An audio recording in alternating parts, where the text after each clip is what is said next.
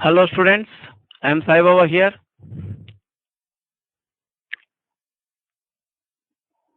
So now I am going to start the topic thermodynamics in this class. So in thermodynamics, there are some terms we have to discuss before we discuss the statements of the different laws of thermodynamics. First law of thermodynamics, second law of thermodynamics, and zeroth law of thermodynamics. Zeroth law of thermodynamics was actually given by the scientists after the first and second law of thermodynamics were stated, but in the order of the laws of thermodynamics, zeroth law of thermodynamics is expected to come before first law of thermodynamics. That's why it is given as zero. Zero is comes before one, before first. That's why zeroth law of thermodynamics. So there are some terms I would like to discuss before I discuss the zeroth law of thermodynamics. In this thermodynamics one, there are some terms we use in thermodynamics.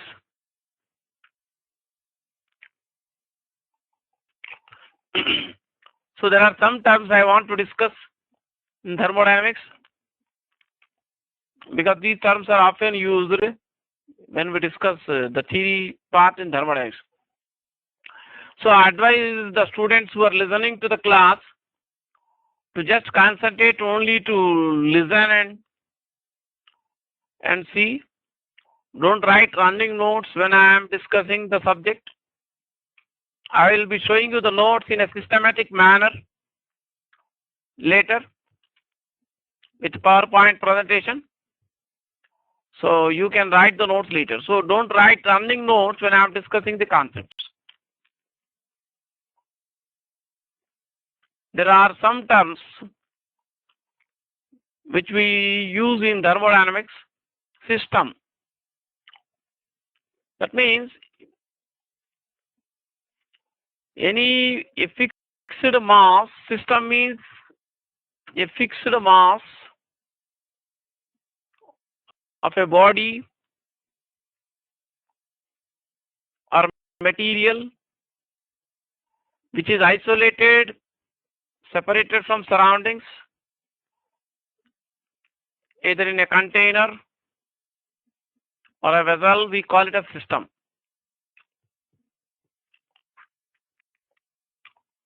Then the system may interact with surroundings. Surroundings means the objects immediately to the surface. For example, if you consider a gas contained cylinder provided with a freely movable piston, then cylinder and piston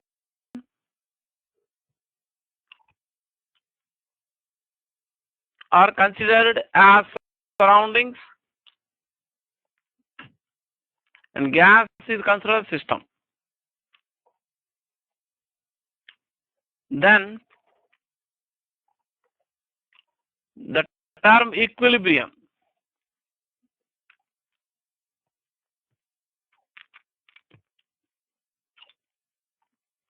I would like to discuss the term equilibrium. Of course, the same term equilibrium is also discussed in mechanics. So there are three types of equilibrium which we discuss in physics and also in chemistry. One is the mechanical equilibrium.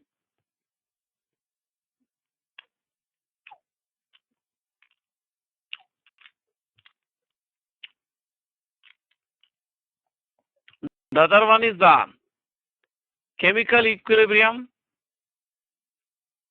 Then next one is the thermodynamic equilibrium.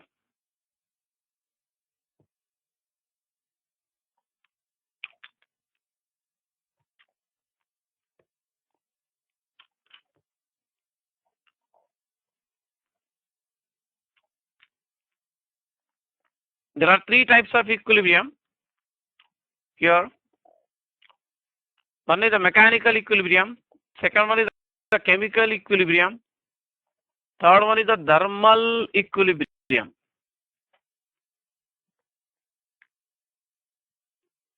So when there are no unbalanced forces acting on the system,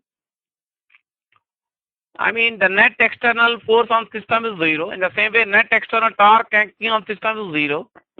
Then the system is said to be in mechanical equilibrium, as you study in mechanics. Chemical equilibrium means when there is no transfer of any portion of the mass within the system. That means when there is no transfer of any part of the mass system from one part of the system to the other part of the system, and there is no chemical reaction, and no chemical reactions are taking place within the particles of system, and there is no transfer of any mass from one part of system to the other part of system, and there is no chemical reaction or chemical action between the particles of the system, then the system is said to be in chemical equilibrium.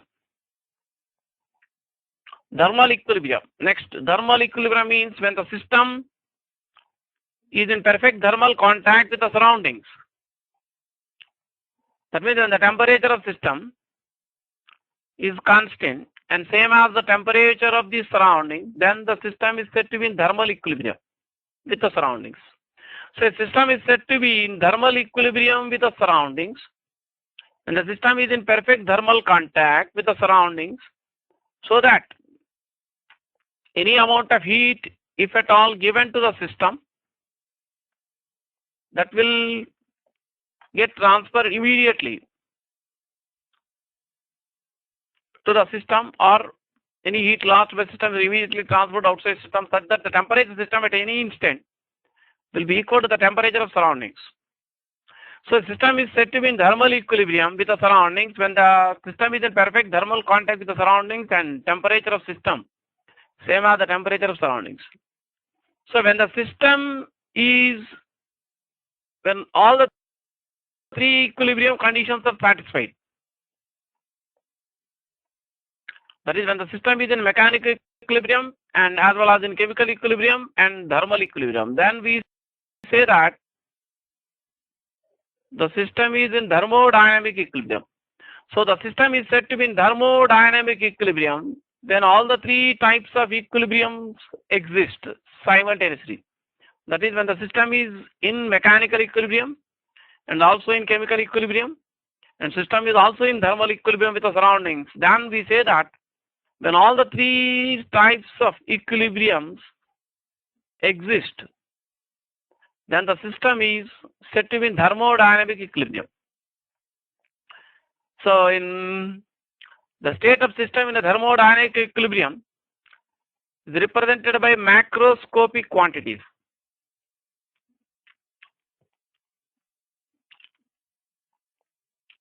You must be also familiar with two terms, macroscopic and microscopic. Of course, thermodynamics may not look very interesting in the beginning, because initially we have to discuss some terms and some basic theory background, but it is required. But later part of thermodynamics will be more interesting. So I advise all the students to read the introduction part of the thermodynamics given in your regular textbook, that is your intermediate textbook or your NCERT textbook, whatever textbook you have been following for your board exam. You advise the students to read at least the first two pages of your textbook in the under heading thermodynamics once, so that you again become familiar with what I am discussing now. So you must know the distinction between that. I mean, familiar with the two terms, macroscopic and microscopic. That means a physical quantity which can be directly measured by a device, or when the state of system can be specified on the whole by a quantity that is called macroscopic quantity. So microscopic quantity means it is a microscopic quantities are quantities associated with internal molecules of the system or particles within the particle system which cannot be directly measured with a device. For example, temperature is a macroscopic quantity which can be measured with the help of a thermometer. But kinetic energy of molecules or speed of a molecule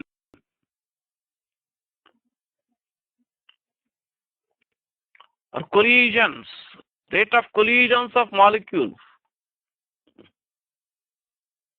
These are all microscopic quantities. So the speed of a molecule, kinetic energy of molecule, rate of collisions of molecules, or number of molecules per unit volume, etc. These are all are usually referred to as microscopic quantities. The temperature of a system or pressure of a gas contained in a closed vessel can also be considered as macroscopic quantity, or volume of the gas which is taken to be same as the volume of the vessel. So these are macroscopic quantities. But don't think that macroscopic quantities and microscopic quantities are independent of each other. They are not dependent on. As I discussed earlier in kinetic theory of gases, the pressure of a gas, the expression, when we derive the pressure of expression per pressure of the gas, we consider the rate of collisions of the molecules of the gas with the walls of the container. And we also consider the speeds, the average of the squares of the speeds of the molecules of the gas in the derivation for the expression per pressure of the gas. So the pressure of the gas is related to the microscopic quantities like speeds of molecules or rate of collisions of molecules with the walls of container. So the temperature, which is a macroscopic quantity, is also related to the average kinetic energy of molecule. The average kinetic energy of molecule, which is a microscopic quantity, is related to the temperature, which is a macroscopic quantity. So the thermodynamic equilibrium state of a system is represented by three quantities which are called thermodynamic variables or state variables.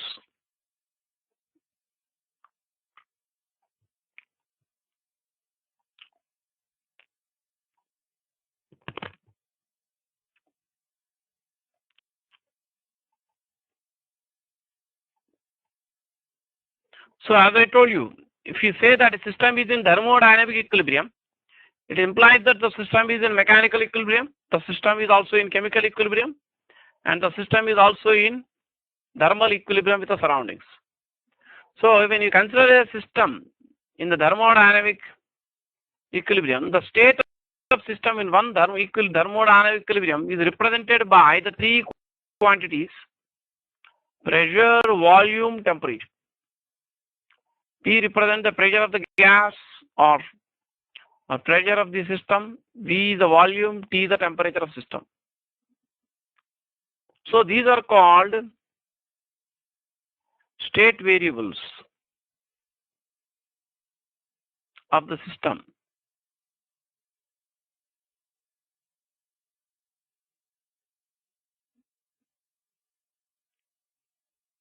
That means for any thermodynamic system which is in thermodynamic equilibrium, we can say the function of PVT is 0 for a given thermodynamic equilibrium state.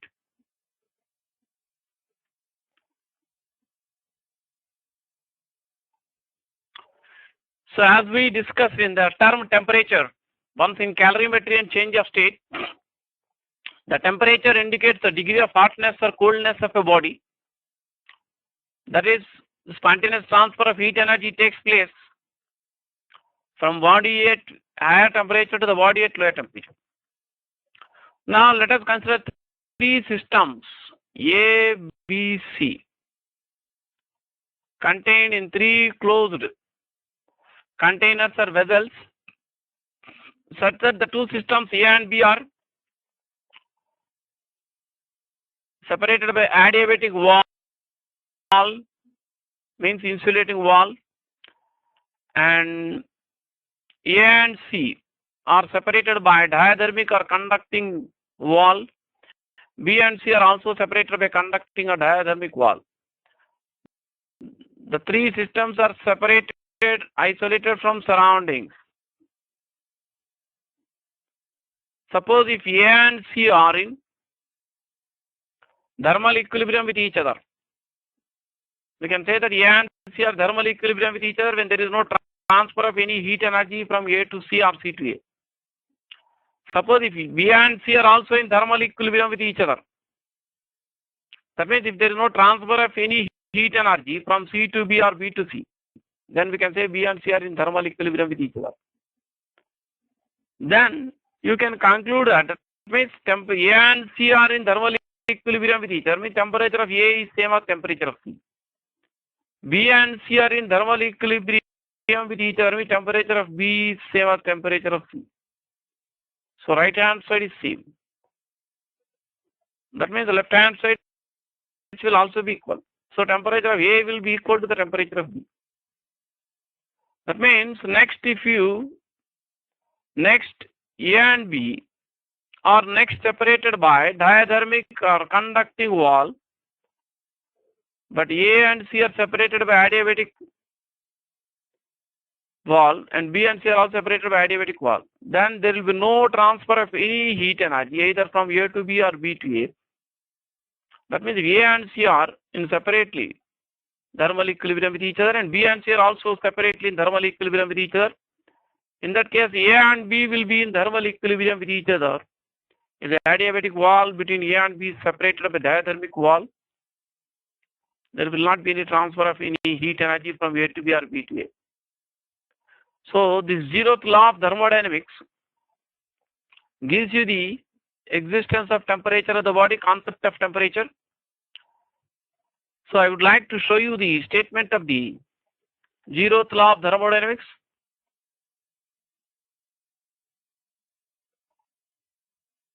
Come on, look at the screen here. I am going to show the statement of zeroth law of thermodynamics. This fundamental law states that if two systems A and B are separately in thermal equilibrium with a third system C, then A and B are in thermal equilibrium with each other. The zeroth law can be used to define temperature. So this is the first statement I have given from here to here, that is the zeroth law of thermodynamics. And next paragraph I have given is the significance of zeroth law. The zeroth law can be used to define temperature. The temperature of system is a property which determines whether or not the system is in thermal equilibrium with the other system. So those who want to copy the notes or write the notes, they can take a pause and please copy these two statements. So I advise every student to write the notes, particularly those who are 11th class, those who are also simultaneously preparing for board exams, not only for entrance exams. I advise them, they better write the notes in a systematic way so that it will be easier for them to revise later. Those who want to write the notes, they can take a pause and please finish writing the notes up to here. The two statements are shown on the screen. Next, look at the screen here. I have given the term state variables. That means what we mean by state variables. So this I am going to read out now. What is given on the screen? The state of a thermodynamic system in equilibrium can be completely specified in terms of certain variable macroscopic quantities. Means in the case of a gas, for example, these quantities are pressure P, volume V, and temperature T. They are known as state functions or state variables of the system. Come on, those who are writing the notes, they can take a pause and please finish writing the notes up to here.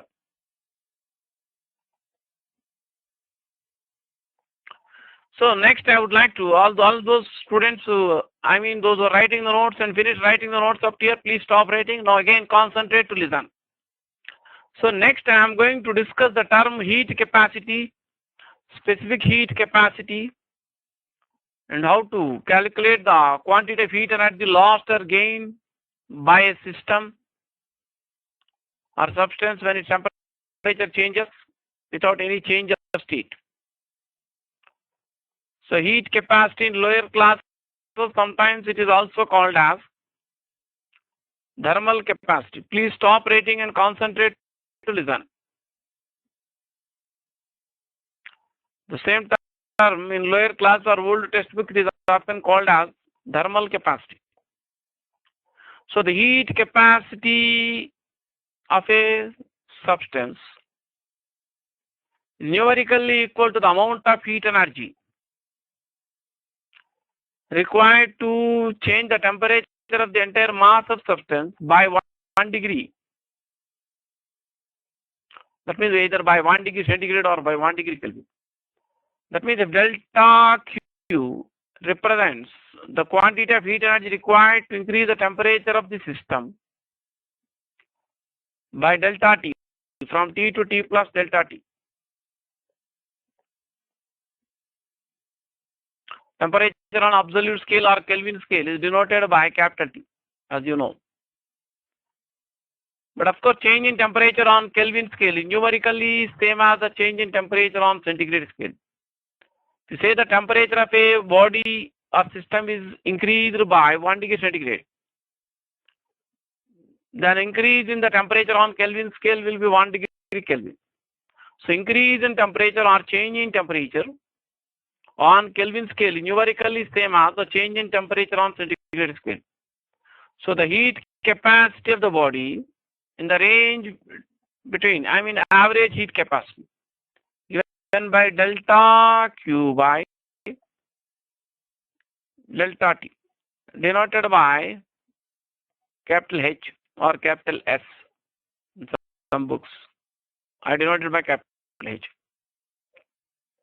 So if delta Q is the quantity of heat energy absorbed by the substance or required to increase the temperature of substance by delta T without change of state, that means there is no vaporization, there is no freezing, there is no melting. That means the substance is in the same state both at initial temperature and final temperature. Then the heat capacity, the average heat capacity of the body or system in the range temperature at T and T plus delta T is given by delta Q by delta T. So in the CGS system, delta Q is expressed in calorie and change in temperature is degree centigrade. So heat capacity, thermal capacity expressed in calorie per degree centigrade. In the SI system, the quantity of heat energy expressed in joule, change in temperature in degree Kelvin. So therefore, unit of thermal capacity SI system is written as joule per degree Kelvin, or symbols we write like this. Because in calculations, joule per degree Kelvin can be taken to be same as equivalent to joule per degree centigrade. Because the temperature of the body is increased by 1 degree centigrade. On Kelvin scale, you can say the increase in temperature is 1 degree Kelvin.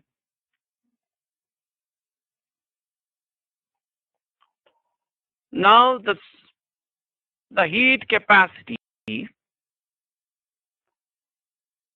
per unit mass, we call it a specific heat capacity. Of course, these terms are as well discussed in the calorimetry chapter. So specific heat capacity or ordinary specific heat of a body or system denoted by small letter S or small letter C is equal to the heat capacity per unit mass or we can write H by M.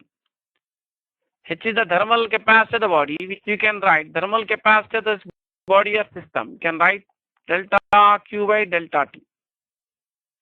That means the quantity of heat energy absorbed by a given mass M. I mean the quantity of heat energy absorbed by a material of mass M, then temperature changes by delta T, naturally depends on the mass of the body and naturally proportional to the increase in temperature. The quantity of heat energy which is absorbed by a substance, may be solid, liquid or gas, of mass M, when temperature changes by delta T without change of state, is proportional to M E delta T, or we can write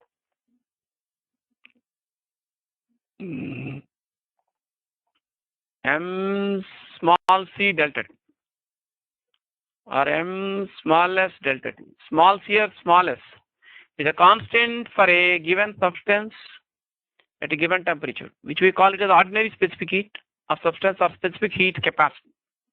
So the specific heat capacity is nothing but the heat capacity per unit mass of the substance. So specific heat capacity of the substance is numerically equal to the amount of heat energy required to increase the temperature of unit mass of the substance by 1 degree centigrade or by 1 degree Kelvin. The specific heat capacity of substance is numerically equal to the amount of heat energy required to increase the temperature of unit mass of the substance by 1 degree centigrade or 1 degree Kelvin.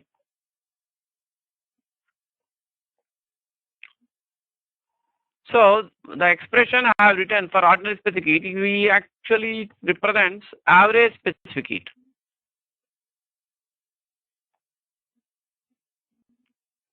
So the average specific heat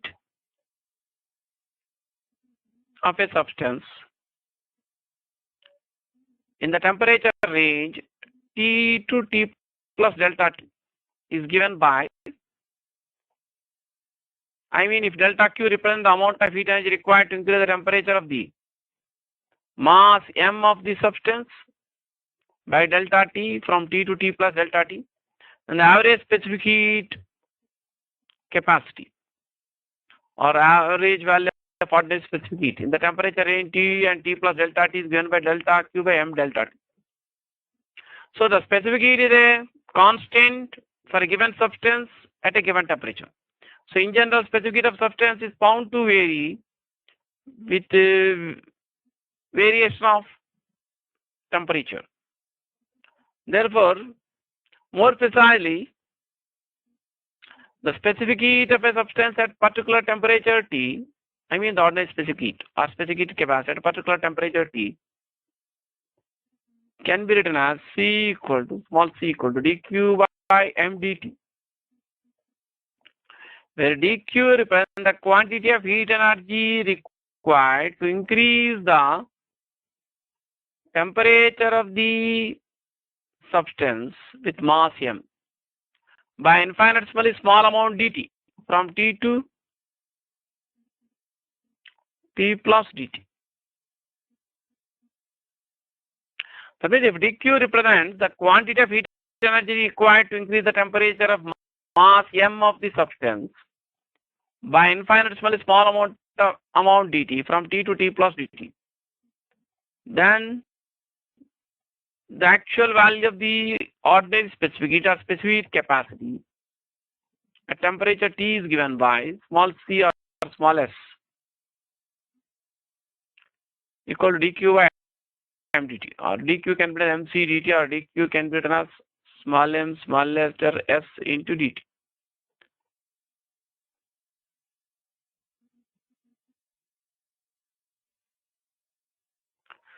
So the amount of heat energy required to increase the temperature of mass M of the substance by infinite small amount dt from T to T plus dt is given by MC dt. Where small c is the ordinary specific heat or specific heat capacity at temperature T. So the actual amount of heat energy required to increase the temperature of the substance from Ti to Tf. Ti represents the initial temperature, F is without change of state. Given by integral dq, that you can write m into integral c dt into Ti to F. So if you are given the expression how specific heat of substance is varying with temperature, you can substitute that expression for specific heat in this equation to calculate delta Q. But for most of the problems we deal at the elementary level for your board exam, or even for most of the questions that are given for local entrance exams, the specific heat may be given as a constant for a given solid or liquid for a given range of temperatures. In that case, if specific heat is understood, if you are given the specific heat is to be a constant, then for a given mass, m is also constant, then specific heat can be put outside the integral symbol. And delta Q we write mc into integral dt Ti to Tf. So the amount of heat energy absorbed by a substance when its temperature changes without change of state, if its specific heat is constant for a given range of temperatures, this is given by delta Q equal mc delta T, where delta T is the change in the temperature of substance. That is the final temperature minus initial temperature. So this ordinary specific heat, we write C equal dq by mdt. So dq expressed in calories in CGS system, mass in grams. So unit of ordinary specific heat or specific heat capacity in the CGS system is written as calorie per gram per degree centigrade. Calorie is the unit for quantity of heat energy in the CGS system. So earlier days, calorie was defined as the amount of heat energy required to increase the temperature of 1 gram of water by 1 degree centigrade. 1 calorie was defined as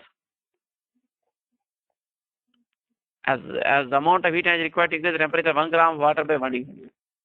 So earlier specific heat of water was assumed to be constant. But later it was found experimentally that specific heat of water does not remain constant, it varies with temperature. Therefore, more precise definition for specific heat of, for more precise definition for 1 calorie is given in this way by considering the variation of specific heat with temperature. So 1 calorie standard definition is, don't write running notes when I am discussing, I will show you the notes later, then you can copy. So 1 calorie can be defined as amount of heat energy required to increase the temperature of 1 gram of water by 1 degree centigrade from 14.5 degree centigrade to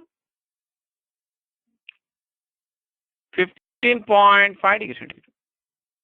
So 1 calorie can be defined as the amount of heat energy required to increase the temperature of 1 gram of water by 1 degree centigrade from 14.5 degree centigrade to 15.5 degree centigrade. That is the most standard definition for calorie. So 1 calorie definition of calorie implies that ordinary specific heat of water, the CGS system, is written as 1 calorie per gram per degree centigrade. So SI unit of specific heat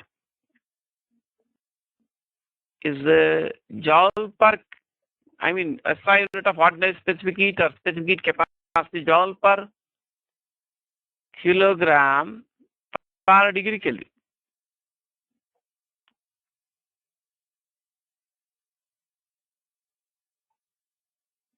So in the CGS system, the unit of specific heat capacity or ordinary specific heat is written as calorie per gram per degree centigrade. In SI system, the unit of specific heat capacity is expressed as joule per kilogram per degree Kelvin. Please don't write running notes. I will show you the notes in the PowerPoint presentation typed form, then you can copy later. Or joule per kg per Kelvin. Then, if the specific heat is expressed per unit mass, we call it as ordinary specific heat or specific heat capacity. The specific heat is expressed per mole. Expressed per mole. That is, the quantity of heat is supposed expressed in mole here. Quantity of substance expressed in mole. Then we call it as molar specific heat capacity.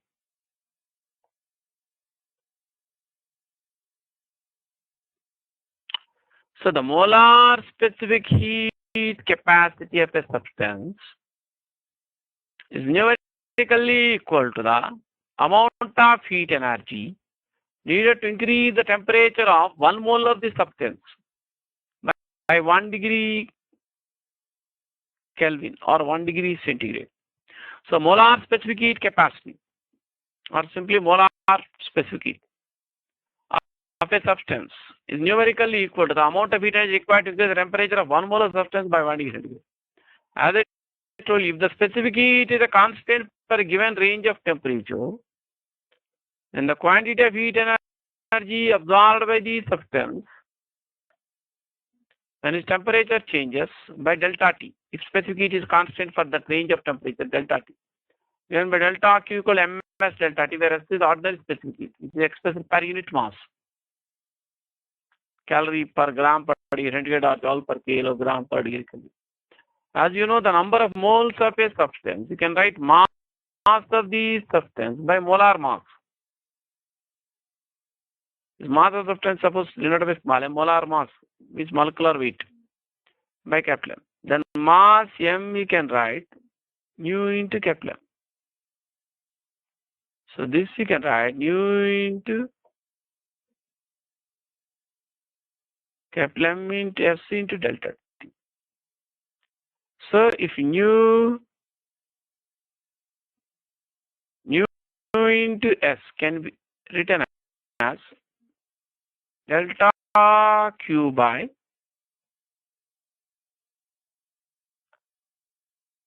nu into delta T.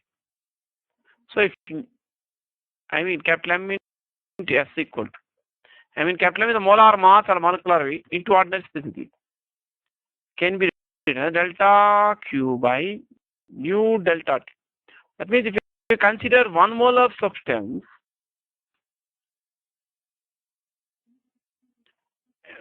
and whose temperature is increased by 1 degree centigrade or 1 degree Kelvin, then ms is numerically equal delta Q.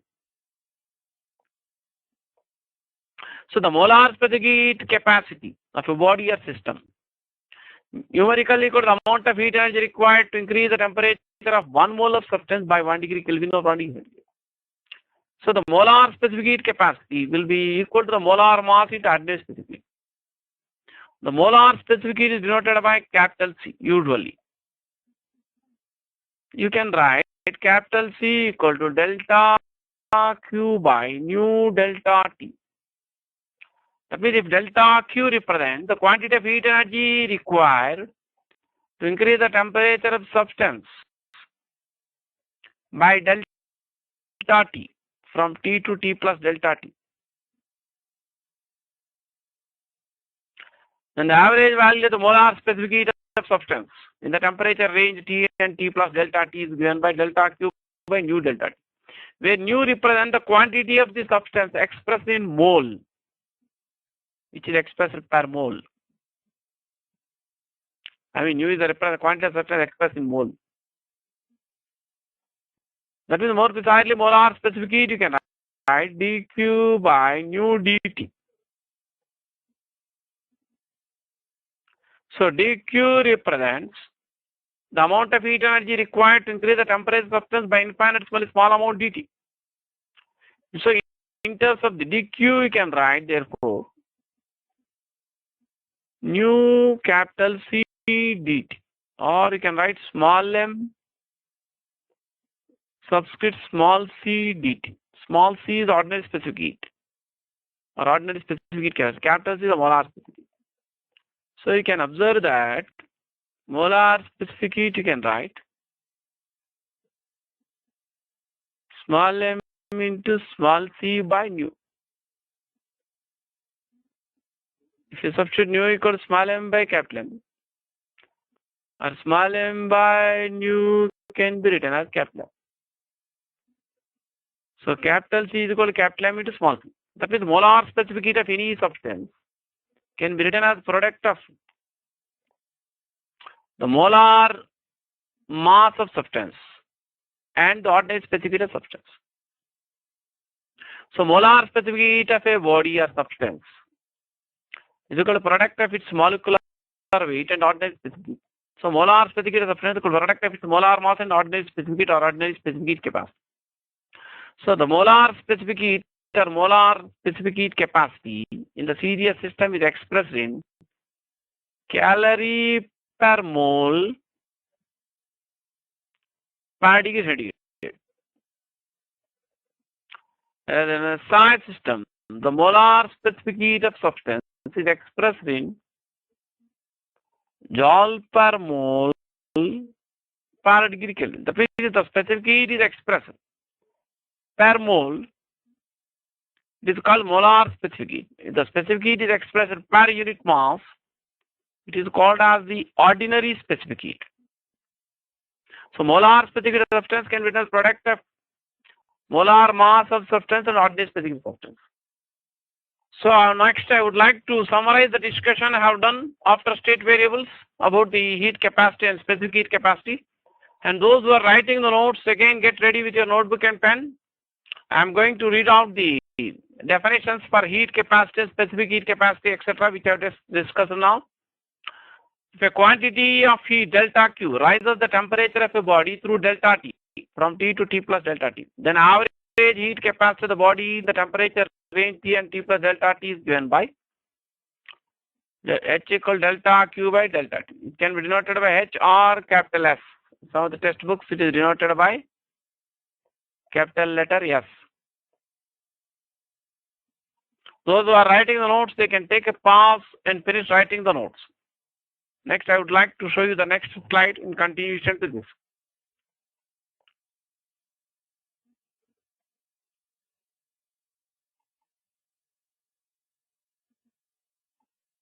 So if delta T is equal to 1 degree, it may be either 1 degree Kelvin or 1 degree centigrade, then H is numerically equal to delta Q.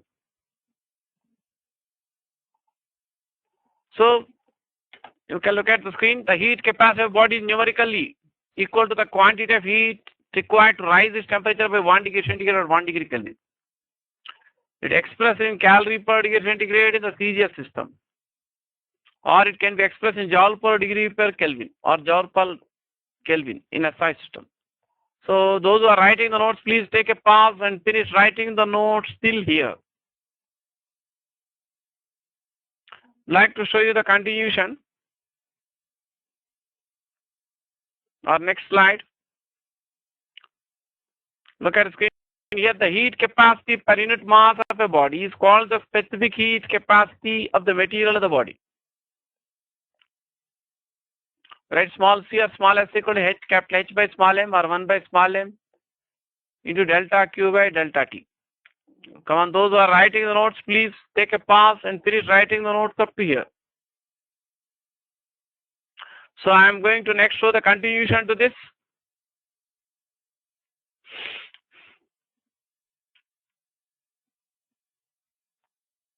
The true specific heat capacity of a material at any temperature T is given by small c or small s equal dq by mdt.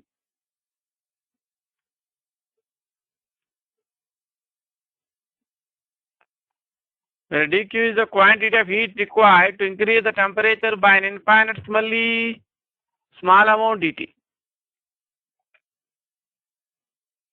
Those who are writing the notes, please take a pause and please finish writing the notes up to here.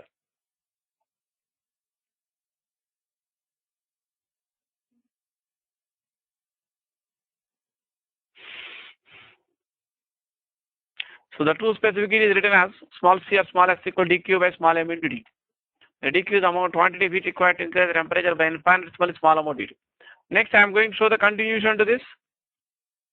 Thus, the heat required to rise the temperature of material of mass m, ordinary specific heat, or specific heat capacity, small c, from Ti to Tf is given by Q equal to integral dq Ti Tf, or Q equal to small m into integral c dt, Ti to Tf. Come on, finish writing the notes up to here. So those who are writing the notes, please take a pause and finish writing the notes up to here. Next, I am going to show the next slide. So in general, specific heat capacity depends on the nature of substance and its temperature. The unit of ordinary specific heat or specific heat capacity in a SI system is joule per kilogram per degree Kelvin, or in symbols write like this: capital J kg inverse into K inverse. Serious unit is calorie per gram per degree centigrade. So those who are writing the notes, please take a pause and finish writing the notes up to here.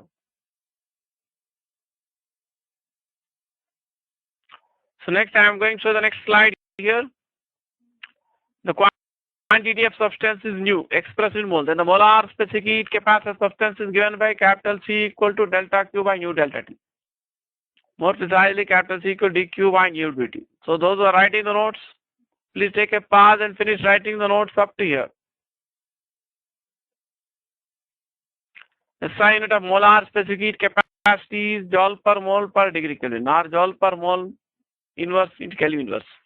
Serious unit is calorie per mole per degree centigrade. So I will continue my discussion next class. Next class I will be discussing about the mechanical equivalent of heat and work done by gas.